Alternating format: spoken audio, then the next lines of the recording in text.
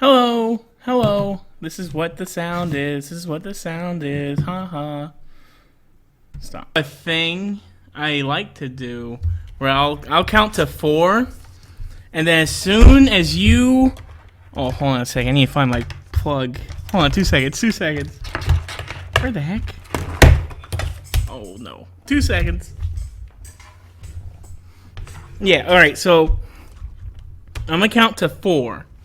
And when you hear me say four, say five. Okay? Okay. Okay. 1, 2, 3, 4. 5.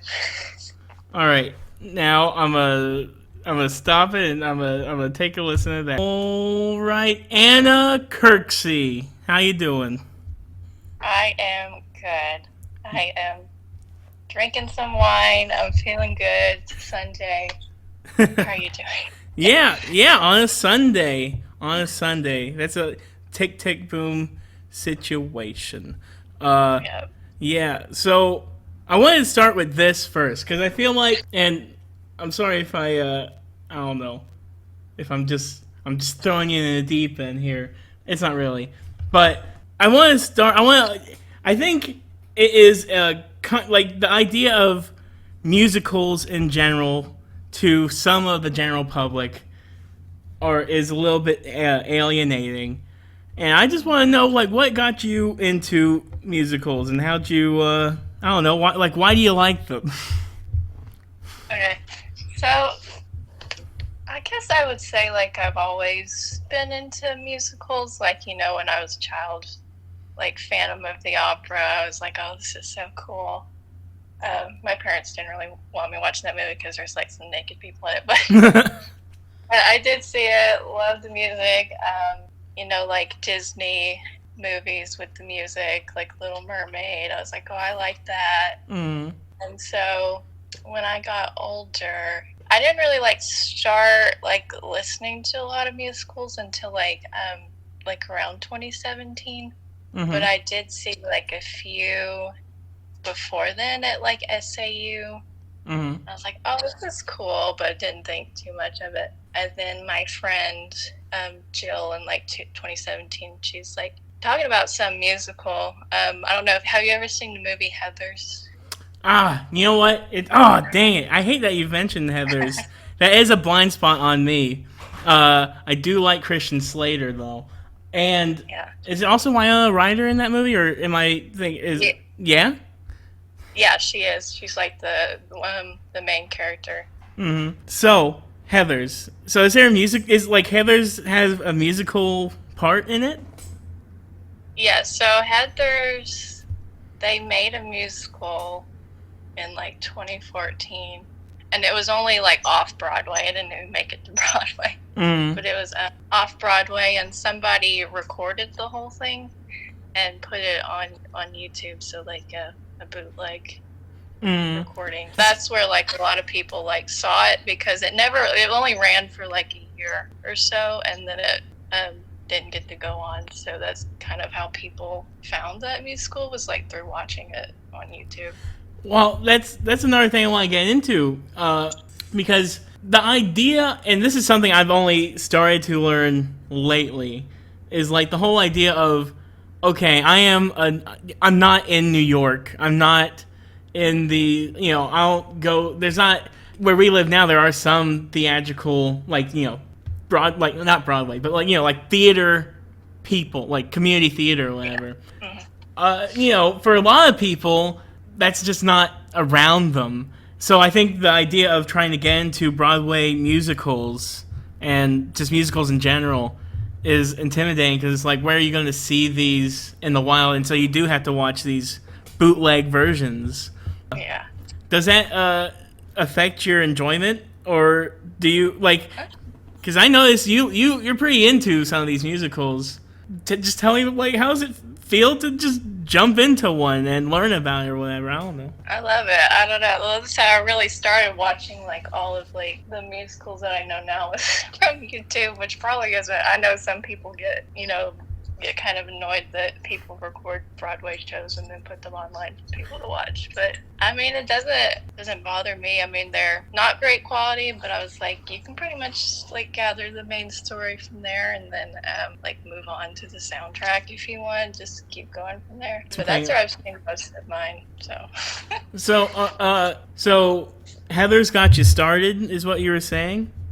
Yeah, because I think she had watched it or had seen some of it. She's like, "Have you seen this?"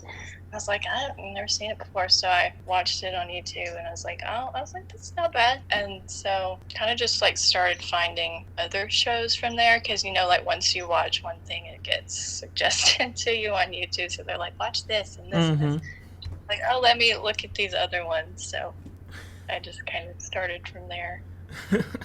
All right, okay. This is gonna sound convoluted, but I'm gonna try and not make it sound that way.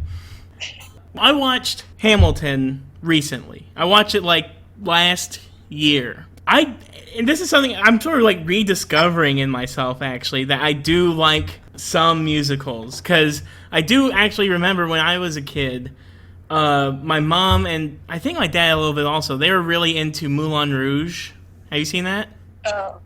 I actually have not, surprisingly, but I've heard of it. Oh, it's so good. The movie's so good. It has Ewan McGregor and Nicole Kidman, I believe, and John Leguizamo, which is pretty fun. But I love that musical movie. But that's what you call it, a jukebox musical, where it's like, well, you know it is, but I'm going to say it for the audience, where it's like taking established music and then working it into a story, I guess, for a musical. That was my first introduction to a musical probably ever in life. I remember the Rent trailer way back in the day with the whole, like, I don't know if it's 100, 500, doesn't matter, like 125,600 minutes. That whole thing. I think it's 525. I don't remember it, but along a big old number that represents a lot of things. But I remember that trailer pretty distinctly in my childhood, and Sweeney Todd with Johnny Depp. I was crazy about that musical when it came out. And Little Shop of Horrors, the musical in the 80s, the movie, like all musical movies essentially. So I did like musicals before, but watching Hamilton a couple of years ago, I think I watched most of it during the crazy snowstorm. Yeah, during those times. Every Arkansan remembers, because it was the craziest snowstorm in forever, probably. That's why I reopened this Pandora's box of my interest in musicals. And that's where we're going to start with this. So, Lin-Manuel Miranda, this fella here. This crazy fella. What I found interesting about how he started his career, because, a lot of times we have, like, these crazy writers or these crazy directors, whatever, like, they'll be like, oh, my inspiration was some obscure movie or play that not a lot of people have heard about, that isn't, just some strange, obscure thing that they just love for some weird reason. What I like about Lin-Manuel Miranda is his inspiration comes from, like, one of the most well-known Broadway plays probably ever in life, with Rent. And literally because I loved Hamilton, and I would look up interviews with Lin-Manuel Miranda, and when he cited Rent as being his inspiration, I was almost like, oh, basic. But it's also kind of cool, because it's like Rent, for some people, it's like, for movie people, it's almost like, it's almost like if a person who loved movies and wanted to direct a movie was like, oh, my inspiration was Star Wars. It's like, It's like both kind of basic, but also like, I mean, you just had to be there. That at the time it was revolutionary, blah blah blah, whatever. Yeah. I just thought that was interesting, and then he goes with that in mind. I love how post Hamilton, Lin-Manuel gets into a gazillion projects, mostly at Disney, and that's another thing. Oh, many. Yeah, because he is involved in so many Disney projects all the time. I used to watch, or me and my brother, we usually watch a lot of these little showcase like studio things that nobody ever cares about. Like there'll be like shareholders meetings, but they're to put to the public, and there's a little production, like the Disney Plus shareholders meeting, whatever. And they're just basically having all their executives and all their writers, directors, whoever, come up and they'll say, oh, well, next year we're going to have this, this, and this, and it's written by this, and directed by this, and acted by this, whatever. And I remember in the year of 2020, every other project, they'd be like, and the original music written by Lin-Manuel Miranda. Yeah. Yeah. And I would get... and that was before I watched Hamilton, so I was always really annoyed. And I'm actually still annoyed because he's doing too much.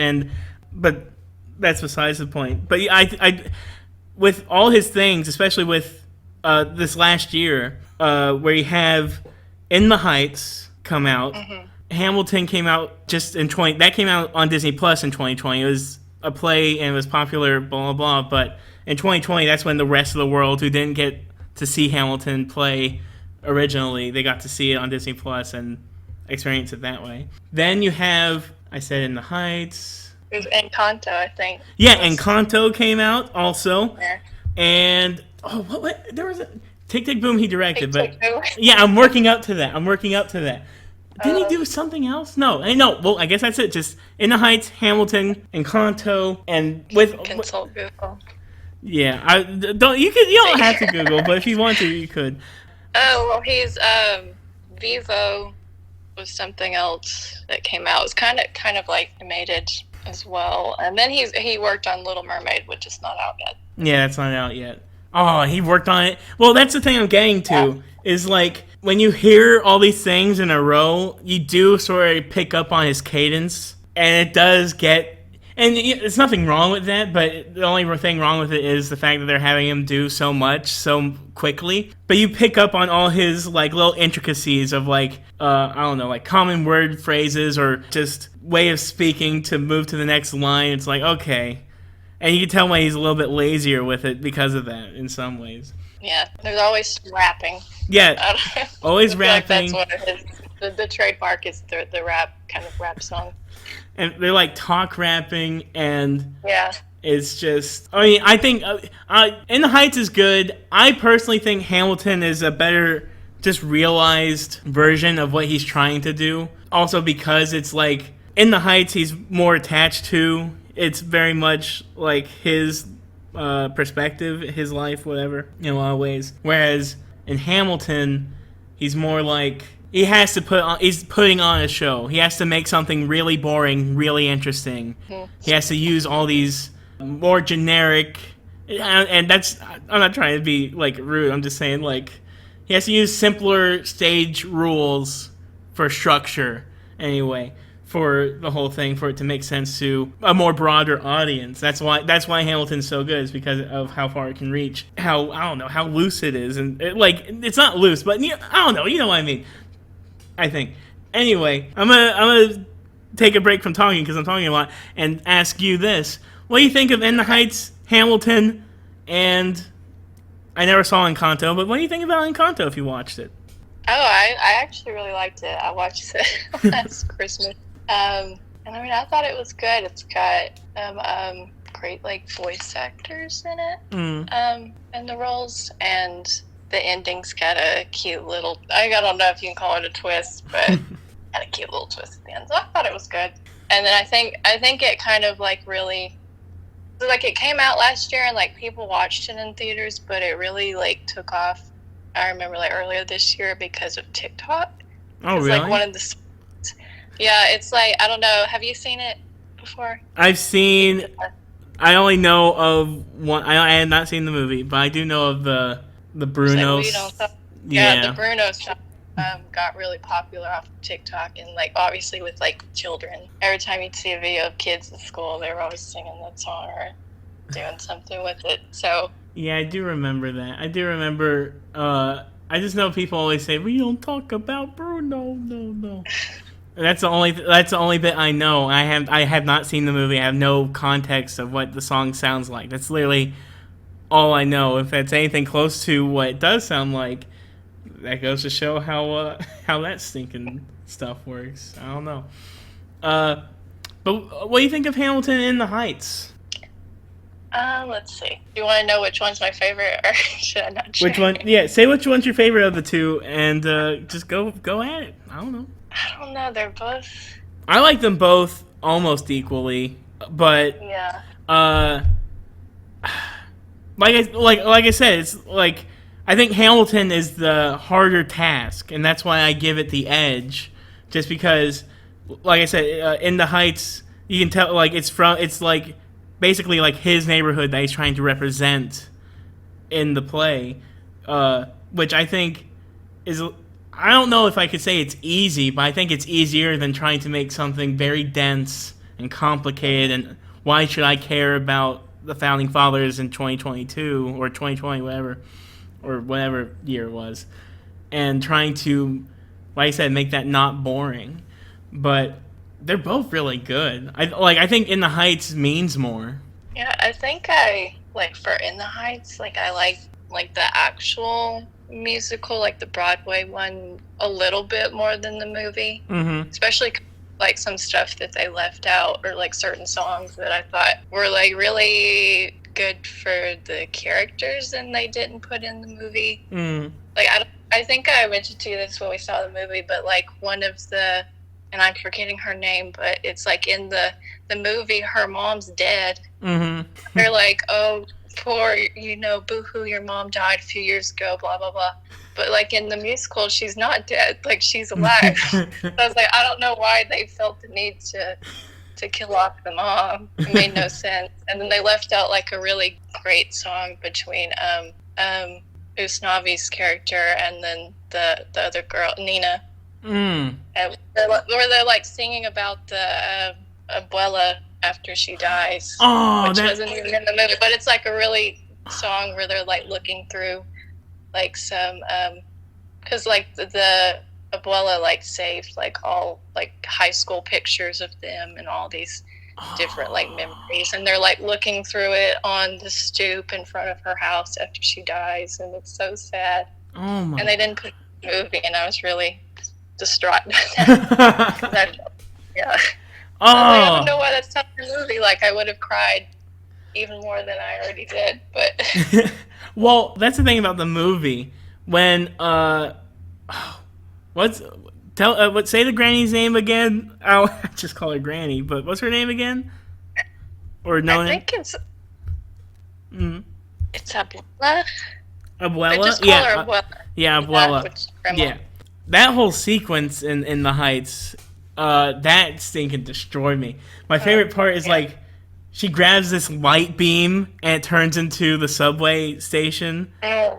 That one shot destroyed me. Like that, so much meaning in that. Like it's really just like showing all the life she's leaving behind.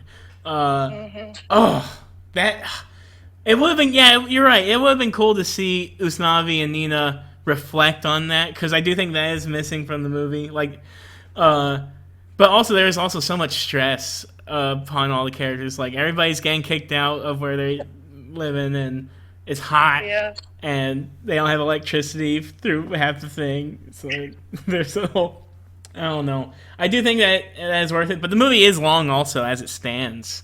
So I don't know. It would be even longer, which is nothing wrong with that. Especially these days with 3-hour movies every other week. Yeah, I can't take this, but something. So, I think you like In the Heights better than Hamilton then? I wouldn't say that. I think I like you said, I like them both equally. But I guess the film version of Hamilton, that's Broadway. So it's good. I like it.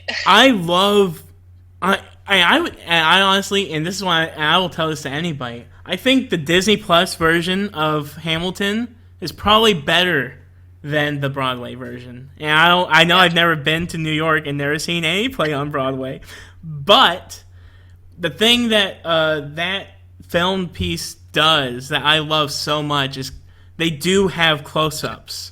And they get to do so much with stuff on stage, like so how they shot that special I only say special because it reminds me of like a comedy special because it's on a stage. But whatever, how they shot that play, they did 2 live performances that they shot, I guess, how you would basically shoot like a Broadway play.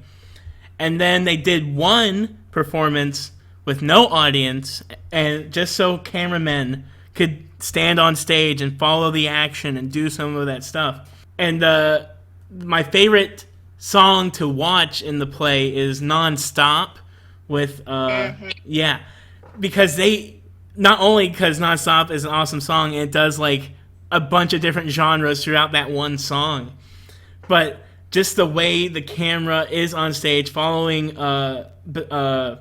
Aaron Burr and Hamilton on the stage, and it's so awesome. It's awesome. And that's something I really want to see more stuff like that. Like, if they could start filming these Broadway plays like that and do that on a regular basis, I think there's a lot of money in that they could do. Yeah.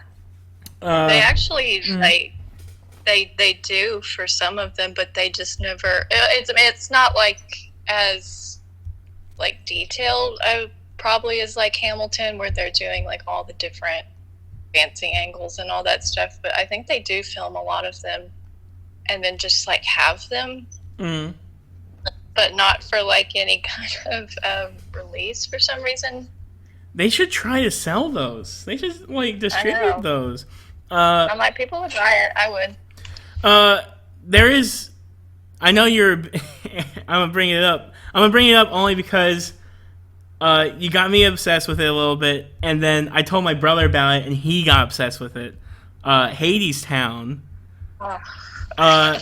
They have this great filmed part of Hadestown online where they have like the big, all the fog and the swinging pillar thingies or whatever they are, pendulums, like flaming pendulum things.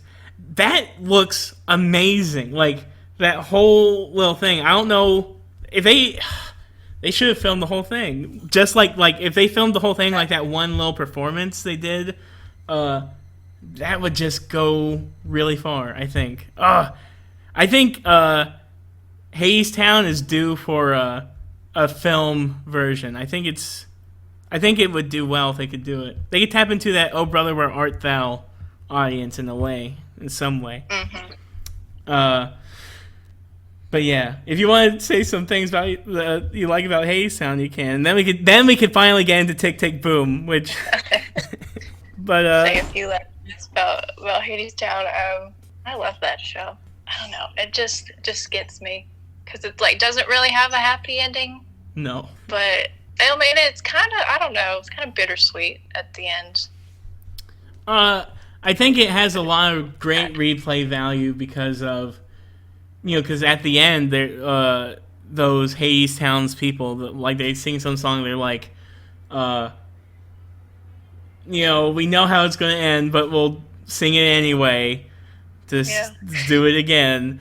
And so it's like, you'll always start, and it's kind of, it almost reminds me of Moulin Rouge in some ways, because it's like, Moulin Rouge, first, and it's not as, because in Moulin Rouge, it ends, which you have not seen. I should not spoil it, so I won't.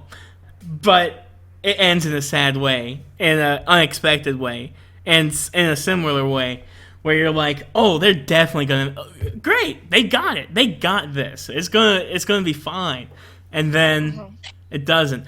And actually, what I loved about Hadestown, which nobody's gonna understand this part. Nobody's gonna understand. But that's the whole point of this effing podcast, because I think people need to look into musicals a little bit more. But I love how at the end of Hadestown, when he's doing the walk, Persephone asks Hades, "You think they'll make it? I don't know, whatever."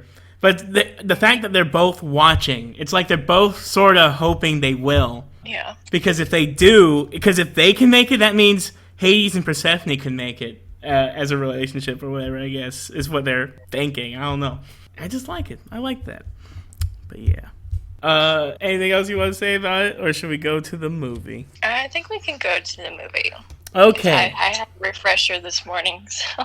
So did you watch it this morning? Yeah, I did. Because I was like, I haven't seen it in a few months. Mm-hmm. I watched it earlier this year. It's too sad for me. So it's one of those movies where I was like, I feel like I can't watch it over and over because it makes me kind of sad. Mm-hmm. So I finally was like, let me rewatch it this morning. It was still sad, and I still cried. It is sad. So I did not rewatch it, but here's something. I even to this day though, I re-listen to a bunch of the songs all the time, and the whole concept of it is it's interesting. So when I watched it, it was literally probably a year ago today was when I watched it for the first time, probably the first and last time, which sounds bad, but I have a great memory. But I watched it, and it was at a vulnerable time. I think it was literally like I think I might have watched it on my 25th birthday, which is not 30, but it makes you think about 30. It makes you think of in 5 years I'm going to be 30, and if this movie is any indication, I'm going to be freaking out about it. Yeah, I think all that you start feeling that once you turn 25. Yeah, around there. Yeah, because now you're peeking over the hill and you see the bottom.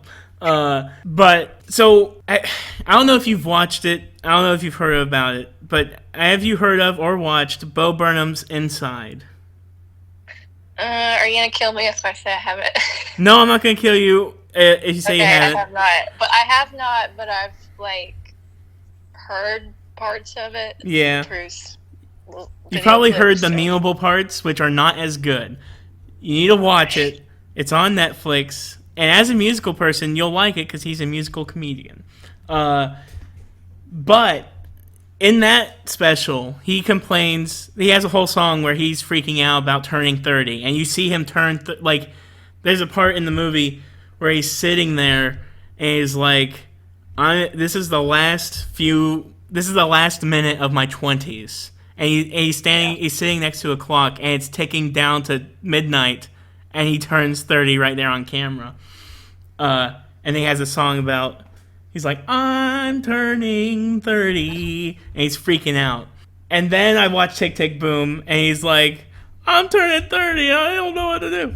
And it's not good. I think, and you know what, this is a good little topic. How freaked out are you about 30? Are you freaked out? It depends on the day. I don't know. I think a lot of sometimes when you maybe get stressed out about getting older, you kind of like the Tick Tick Boom thing is like, what have I not accomplished in my 20s? You start thinking about all that. Oh. And then sometimes I'm like, well, maybe it's not so bad to get older. Well, maybe you get a little bit wiser. I don't know. Maybe, but also on the other hand, this is not me trying to be like devil's. I don't know if I'm devil's advocate, but I'm not trying to be dark. Is essentially what I'm trying to say. Is yeah, on one hand, as a normal person who doesn't die of a brain aneurysm at 35 or whatever age he was, as you could be like, oh, because nowadays people say 30 is a new 20, except you have money. Which I don't even know that's true. I hope I have money when I'm 30. That'll be fun. Because back in the day, if we think about it, let's say 100 years ago, you're lucky if you turn 45 or something. Or maybe not 100 years ago, but whatever.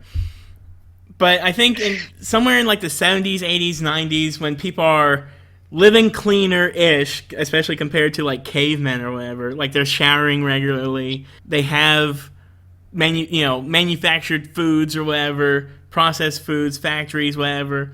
You get to live longer, but still there's always this whole idea of, okay, one day the fun is going to be over. You have to grow up. A lot of movies in the 80s and the 90s, and not just movies, TV shows, media in general, they demonize the whole idea of being an adult. The word adult has so much weight on it, I feel like.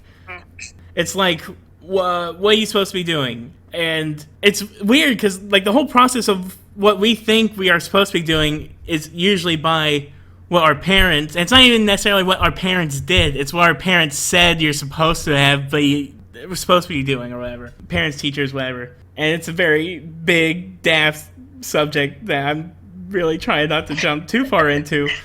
But the whole point is, like, when you turn 30, the fun is over. You don't get to dream anymore, I guess, is what the fear is for people our age, I guess. I don't know. Anything you thought, oh, I'd like to do this one day. Well, too bad. You're 30. You don't get to do it anymore, is what we feel like. Would you agree? Or, I don't know. What do you think? Yeah. Mm-hmm. Yeah, I think so. I think, I don't know, I'm just saying this as a woman. I think also, like, there's a lot of fear around aging for women, and it's like once you reach like your older 20s or maybe your early 30s, it's like you start, and I hate this, but people, start declining in your importance in society, which sucks, and it's not not great. Well, I do think I hope that's turning around, but yeah, I also hope so too. I think especially like in recent years, it's maybe not like it was. Yeah, well, here's one. But do you know who the actress? And I'm using her as an example because I think she is a good example of both the negatives of Hollywood and the positives. Do you know the actress Gina Davis? Do you know who that is? Yeah. Yeah, so basically that's what happened to her. After her 30s, she didn't really get cast into a lot of movies anymore, which is really unfortunate. And she's popped up here and there some since then, but not really. She's more now, she's like philanthropic or whatever. She's doing like these organizations that help actors and women actors especially, or women in the industry in general, get more work and do more work and stuff. But that is as a direct result of how much she sort of been, I mean, in a way, blackballed since she turned 30. But you're right. I didn't even think of that. Also, there is a lot. I shouldn't even say a little. There's a lot more pressure on women. On the 30 hurdle. I think a lot of men, especially successful men, like you find a lot of men successful. You don't know of them usually till they're like in their mid 30s or 40s. Mm-hmm. Yeah. Like when I think of some of my favorite directors, the ones that weren't like fluke happy accidents who got lucky in their 20s, they're usually getting recognition into their 40s, like 45 sometimes even.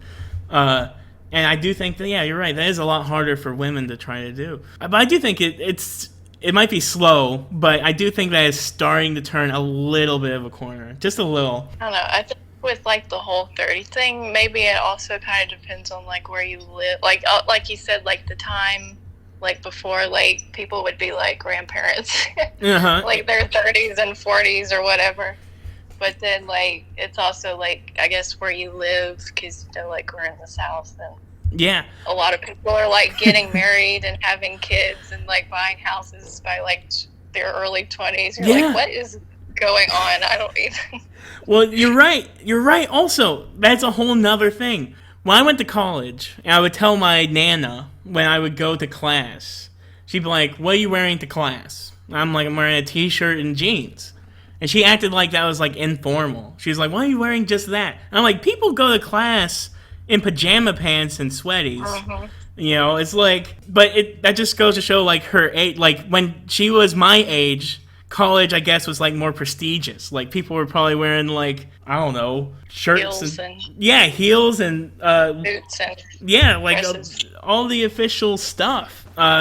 Probably got a bunch of gel in their hair, acting like they're going to the office or something. But now it's like, and we're seeing it in society also, like people our age, they're not really like having kids as soon as they used to be, I guess. Like, I mean, we live in the South. We know plenty of people probably who have kids now still. I'm sure plenty of people still have kids in their 20s.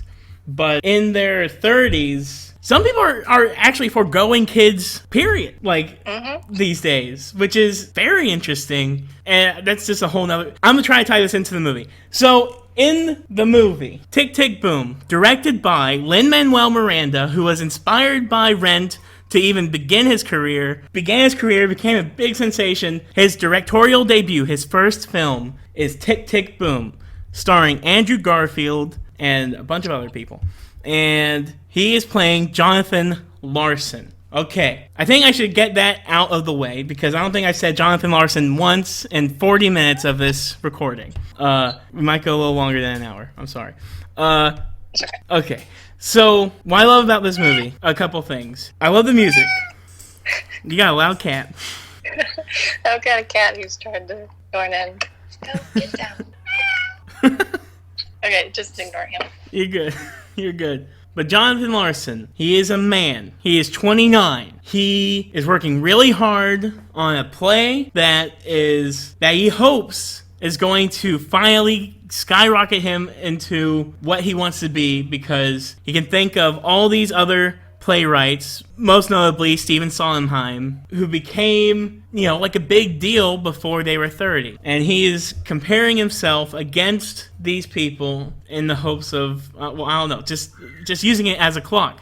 Like the whole beginning song where he's, like, in the movie anyway. I didn't watch the play, but I do want to get to that a little bit later. But, he's talking about, like, tick, tick, tick, the whole idea of, oh no, 30's coming, what am I gonna do? And also keep in mind, this is the 90s. He's turning 30 in 1990. Before, like, people were scared of, Y2K. I'm probably not in the early 90s, but still, like, the whole concept of where the millennium is changing. I think that's some added, like, societal pressure to it also. What do you think about this movie, Tick, Tick, Boom? What do you like about it? Okay. No, I think there's also kind of the idea of, like, do you give up your dreams if they're not feasible? That was, like, a big theme in the movie. And, in the, like, musical is, like, Susan and Michael, they kind of gave up their creative pursuits or are going for something that's more stable. Yeah. Yeah, that's right. I love that song where Michael shows John his new fancy apartment, and they're just going nuts on all the space, all the, because when you look at Jonathan Larson's apartment, it's a piece of garbage, like, literally. And the sad part is, whatever we pay for our apartments now, probably triple that, and that's what his apartment would be today, or whatever. I don't know. Like, you pay so much for such a small piece of garbage, and not only that, but he kind of likes it. Like, that's what that whole song, Boho Days is all about. Like, that boho lifestyle. Yeah, he likes the bohemian lifestyle. He likes having a shower in the kitchen. That's gross. And it's not even, soap isn't even a guarantee.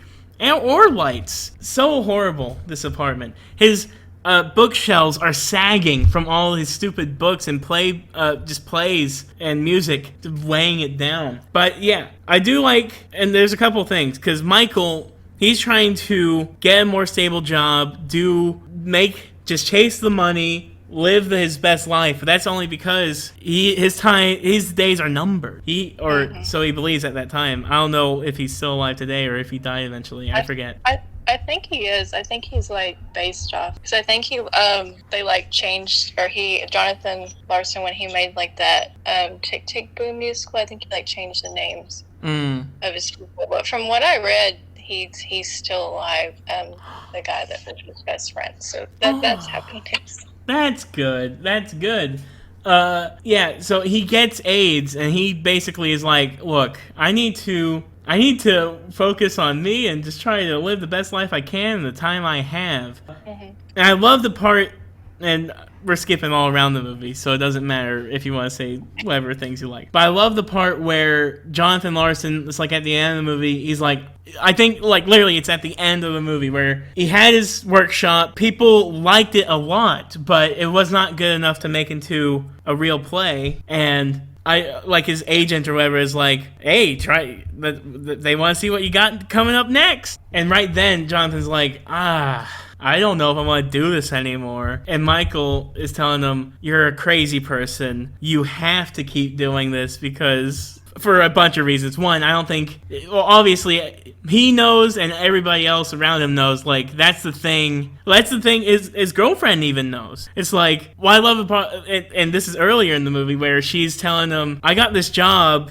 across town, which I guess is almost like miles, like basically barely on the other side of the state as far as they're concerned. Yeah. And it's like in the suburbs, I think. Yeah. Oh, and so that's even worse. Going like away from the city life. Oh, yeah. Something more stable, like in this. I think she's going to like teach or something. The suburb. Yeah, more stable job, not in the city, not where basically he needs to be. And what I love about it is when she brings up the conversation, it's not like she's trying to see what he wants to do. She knows what he wants to do. She's basically like she knows the conversation is basically like, all right, this is the breakup conversation, but like it's an inevitability. Like there's no way around it because she wants to do this and he's not gonna do it. Mm-hmm. There's no reality where that's gonna happen. And I love it because the whole time he's like, we could talk about it after the workshop. And that just shows his priorities, right? Like, right there. It's like, if he cared enough, he would try talking about it right then. But I think that's another thing. And I'm sorry if I'm talking too much. But, like, he, not only does he actually care about the workshop, but I think he also knows that this conversation ends in their breakup. And he's trying to push that on. Yeah. I think she also, like you said, she also knew. Because, like, what she says to him when they're fighting is, like, because, like you said, he's like, well, I don't know if I want to go and blah, blah, blah, this. And she's like, I never wanted to know, like, if you want to go. She's like, I just wanted you to tell me to stay. But I think he always knew that wasn't going to happen. He's so focused on... Oh, and then she's like... because I saw this earlier today. It's like they're fighting, and she says that she's like, well, I just wanted you to tell me not to go. And then they like hug, and when he's hugging her, he has his hand on her back, and he's like tapping out music. And she's like, are you writing a song right now? She's like, are you trying to think about how to turn this fight into a song? And that's just like... And what's even better about that is because then they're playing the song overlapped with the fight. Like, not only is literally not thinking about her at all in that scene, he's thinking about what's going to come out of it. We're seeing what came out of it, and it's happening right there. It's so messed up. Yeah, I remember that part. That part made me so mad. I'm like, don't be tapping. Why are you tapping on her shoulder? Why are you using her as a drum, you stinking fool? Tap your toes. Whatever. Oh, man. Now, I do want to talk about... There's two songs in particular I want to talk about. The thing is, there are two scenes that I wanted to... I rewatched one of them, and I'm going to talk about that one last. But one I don't remember quite as well, and I'm going to take advantage of the fact that you watched it recently. The one where he's in the pool... And, like, like, I don't know, describe it a little bit for me, if you can. So one of the big things about, like, this, the workshop that he's putting on for Superbia is that it's missing this, like, climax song from the main protagonist. And, that's, like, what Stephen Sondheim tells them that he's missing. So he's, like, trying to write this song and, all of those, like, things come up, like, his lights go out, he's fighting with Susan, his friends in the hospital, so, like, he has work, so he's just stressed out from all angles, and he's like, the only place I can go right now is the pool. So he goes to the pool and starts swimming and just singing the song where he sees a girl at the pool and he just starts singing. I forgot the words, but while he's in the pool, it's like the song just comes at him like an epiphany, and he just happens for him. Like he goes back home and just writes the music notes. They don't even show him like playing it, like trying to figure that out. Like he just comes to him with the notes and he just writes it out. And what I love about that sequence is like he's swimming in the pool and you're seeing like the little, I guess the foot lines or whatever, or yard lines or whatever it is. And it's like, I think you see like 29, 30, the stinking numbers all over again. But then those lines turn into like this, like the bar, like the staff for the music or whatever. and yeah, the notes start coming on there. That's what I was trying to remember. I can remember some things if you tell me it a little bit. But I love that sequence so much. And I was that okay, I'm gonna skip forward to then so the song that he has that suit. Okay, I'm gonna slow myself down. His girlfriend, he writes a song from her perspective about him, essentially. That's the big song that he comes up with. And it's like, come to your senses. I re-listened to that song. And it's a great little piece, a duet between Susan and Vanessa Hudgens, like basically who's playing Susan in his play. And it's basically just saying, and that's what I love. It's like, on one hand, he realizes what he's doing wrong, and he puts it into the song. But it's a couple things. It's like, on one hand, he knows what he's doing wrong, and he's putting it in the song, and he's like, the fact that he's putting it in the song should be like, he's grasped this. And the movie is saying that. But in reality, I mean, the fact that he still put a whole little... No, actually, no. I'm changing my mind on that. I'm changing my whole stance on that. I do think the song is good. It's basically him acknowledging that he does know what his girlfriend is thinking. But also, the fact that it is in the song and it is in his workshop, that I don't... Does she even show up to his workshop? I can't remember. No, she doesn't. I guess maybe that's kind of what he wanted to happen, was for her to come, after the fight and actually, like, hear that song. But then she never showed up. And I love how at the end... Well, wait, I'm finishing with this song. So yeah, it's like a too little, too late sort of song in a lot of ways.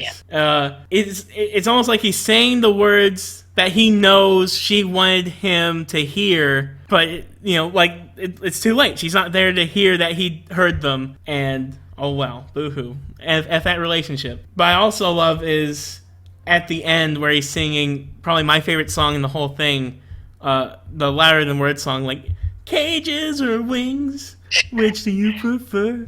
I love that song. It's such a good song. And this is where... So when I first watched the movie, I thought, so this is going to be about how he wrote Rent, right? But that's what I love so much about the movie. It's like, no, it's not about when he wrote Rent. And what I also love is, in the beginning of the movie, you find out he dies before he sees the success of Rent. They tell you that basically flat out in the beginning of the movie. And this movie's not about him writing the play that he's going to die before. It's about him writing the play before the play that got him famous. And it's not even that. It's about him writing the play before the play that got him to write the play that got him the play that got him famous. That's a lot of words, but essentially it's like, it's not even like this whole Superbia. It's like, it's kind of meta. It's too meta. Like, the story of the movie is the story of the musical performed when Superbia flops. Exactly.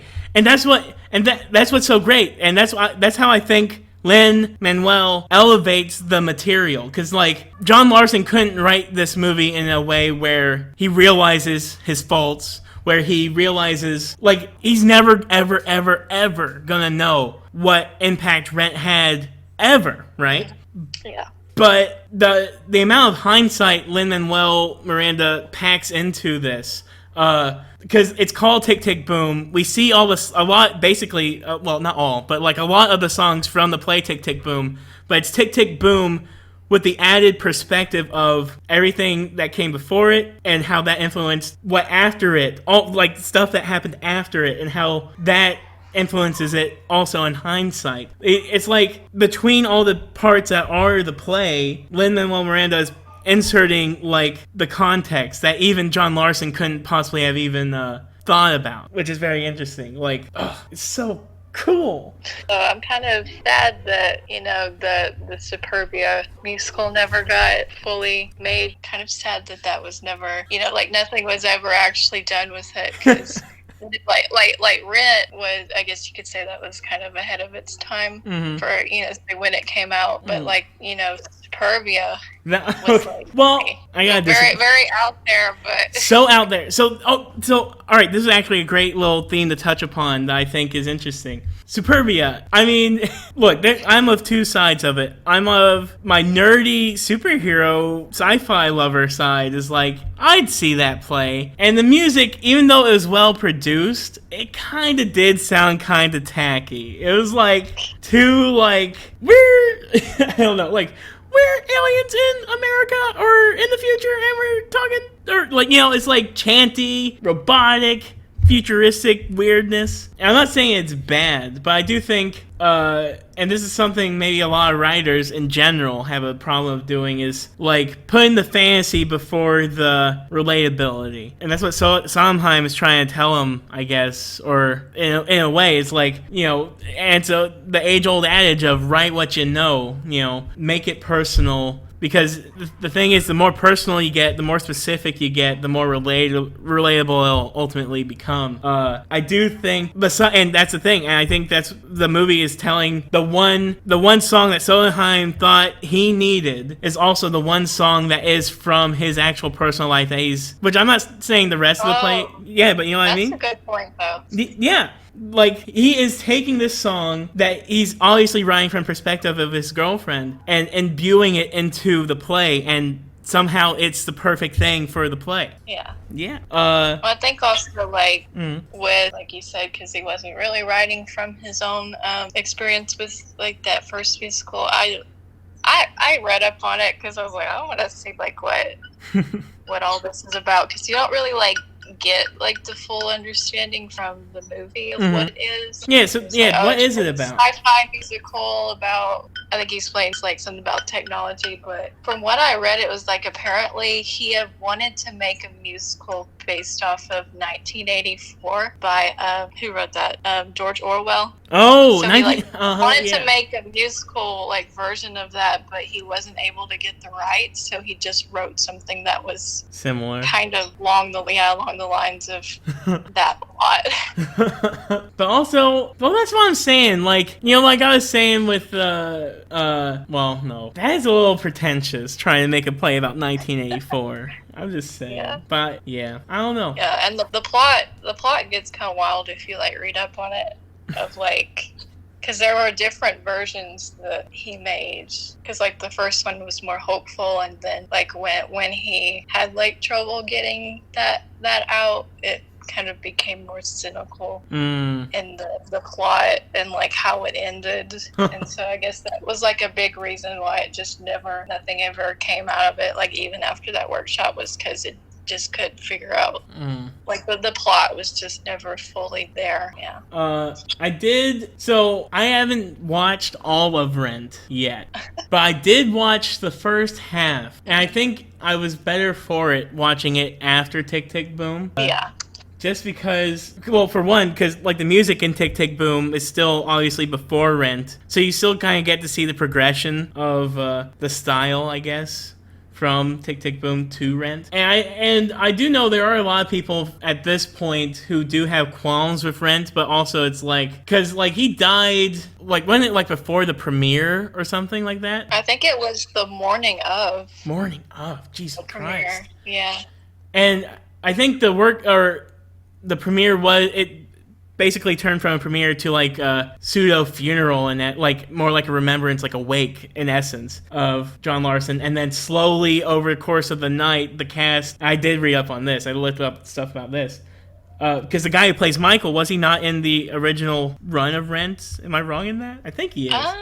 I think that's a thing, but if I'm wrong, nobody's gonna tell me. He might have been. I think he was, but I don't know. I'll fact check it later. So the thing is, the cast and crew or whatever, they showed up first that night after Jon Larson has died. He's dead. He's done. And they're going there. They still show up for all the people that came to sort of just remember Jon Larson and talk about him. And then slowly over the course of the night, they get into just doing a couple songs from the play, and then it turned to them just doing the play right there. And yeah. And from that performance, slowly grew into what it became now. But what some people have qualms about the play is it's like, since the brainchild of it all died, like maybe too much of it is held sacred, like it couldn't quite be edited down and refined to its most perfect self because, well, who was going to do it? The person who was doing it died, you know. Yeah. I do think they did ultimately make a few little small changes, but perhaps some of it was too sacred because they didn't want to step on his toes. But I do want to get to this now. This one last thing. Jon Larson, 29, freaking out about being 30, and he dies from like an aneurysm or something like that, right? Like, like a freak thing. And that to me is probably the scariest way to die. Is an aneurysm. Yeah, he had like Marfan syndrome, I think, or it was like some kind of syndrome that affected his body, or like the way his heart and all that he didn't know that he had. Yeah, but it makes you think though. It's like, especially when you look back on Tick Tick Boom, just the play and the songs from the play. It's like he's spending all this time freaking out about turning 30, and obviously, by the time Tick Tick Boom becomes a play, he's 30-something or whatever. He's already kind of working on something else, Rent, after that. But it's like the moral of the movie and the play, I guess, would be take your time, quit freaking out. But also, he dies like a few years later, so maybe he shouldn't have been taking his time, and he should have been freaking out. It's like, I don't know. It's just something to chew on. That's so hard. But I feel like he kind of, he didn't get to see Rent, but, like the Tick Tick Boom, he finally actually did write something that he knew how to write about and showed it to people. So at least, I don't know, I feel like maybe at least he got to have that. Well, and have people actually hear kind of his life story there and get to experience that. And maybe that's I guess that's in essence the gift that Lin-Manuel Miranda is trying to give to Jon Larson in a way. It's like, because, if you look at Tick Tick Boom to Rent, and then you also look at In the Heights to Hamilton, both are similar in a way of, first one is more grounded about your perspective. The next one is about bigger ideas. Like, Hamilton is like, even though it is telling the story of Alexander Hamilton, there's obviously like certain points of the play that they're trying to be like, oh, you can obviously see how this affects today and how relevant it is today. Yeah. And Rent was more blatant about it. Rent is like, the songs aren't quite like it, but it's like, Rent is Nirvana in essence. It's like, it's angsty, it's like raw. Yeah, I think that was kind of like, when he's putting on the Superbia workshop, he's like, this is like the musical for the MTV generation. And then that was kind of what Rent was, I guess. Yeah. Was, I don't know if it was like maybe, I have no idea if it was maybe like one of the first.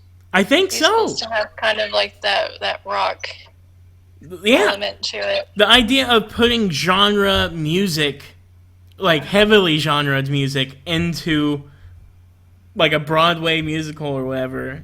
I don't think that was a big old deal before, because like, obviously I'm not that crazy. I don't know a lot of musicals, but like I think of immediately like Little Shop of Horrors, which is it's a horror comedy musical. There's horror elements into it, but other than that, like that's like still like film genre or like fiction genre. You're not changing the musical style. Like it's still like vaudevillian and big and show tune. Show tuney. Whereas with Rent, it's more rock music, like literally like late 90s ish sounding. Well, I mean, I don't know, whenever it effing came out, whatever. 95. Yeah, so kinda like the turn of the century sort of sound, which is, I think every kind of music that comes out in like the 7, 8, and 9 part like years of every decade are weird, I think, because everybody's trying to get ahead of the curve in a way, like, oh, I'm gonna define next decade's music. And I think that's the whole point. Like Lin-Manuel Miranda, he's putting rap into the Broadway musicals, and there might have been people had tried to do it before, but he's the only one, at the time at least, who did it well and made it stick and make it good. Because if you hear about, like, ooh, we're going to have a play about the Founding Fathers and it's going to be a rap musical, that could be extremely tacky, extremely lame. Like a high school traveling troupe would do. Or something, right? Like, I don't know. But he managed to make it work and also still have all this social stuff into it. But actually, In the Heights is really Rent. In the Heights is a copy of Rent. Kind of, yeah. They are very... Like, except instead of AIDS and rent going up, it's just, it's gentrification, and instead of rent going up, they're just saying, you gotta leave. You gotta get out of here. Well, like, I think Rent's also based off, like, an old opera. Oh, really? Yeah, it's like a... Let me see what it was called. See, La Boheme. So kind of like that. Yeah, like artist, and it was about like struggling artist in Paris during the winter. So that's kind of like Rent. You know, they're struggling artists in New York City in literature. Yeah, that's right. That's funny. That's it's kind of history. A little bit. That's so like I said, I only seen the first half of Rent. Literally the first half. I watched the first hour. The thing is, it's like I said, musicals are hard. And I got 2 roommates, and neither of them like musicals.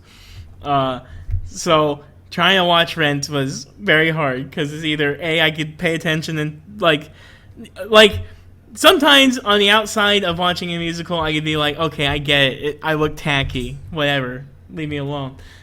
But when you're in it, when you're watching it, and you're swept up in the story or whatever, you know, it does. They could do whatever weird thing or whatever, and it'd still be like, oh, I'm crushed, or whatever it is. That's what I like about musicals. They're big. They're big, and they wear their hearts on their sleeves. That's the whole point. We have to wrap this up. You have to finish Rent. I will finish Rent. You need to finish Rent, but what did you start with? Did you start with like the movie or the movie? Just okay. I will recommend to you watch the staged version. There's one on YouTube. It's actually like a pro shot type, and the Angelica from Hamilton is in it in the stage version. So I would recommend watching that one. I will definitely. Right now, the only song I can think of from Rent is when the shaggy-haired ex-heroin addict guy has that candle, and he's like walking around. He's like, "Don't light my candle," and then Rosario Dawson's like, "I want to light your candle," which really is just like she's trying to get him to do heroin again or something, right? Yeah, I think she's trying to see if he has anything because she's in her addiction, so she's trying to just search his apartment, find something. Look through his stuff. So my phone's about to die, which I apologize. We should do another one of these sometime in the future about something else. But we should do another one of these sometime in the future. I don't know whatever. Because I feel like there's a lot more to say about all this. Also, though, I want to talk about the Sunday song. If my phone doesn't die before then, because I know for a lot of people that was like almost like an Avengers moment. Like all these Broadway cameos. I recognize 3 of them. I don't know if there's more you might recognize, but I don't know. So many. There's like go nuts, go crazy. Like every shot.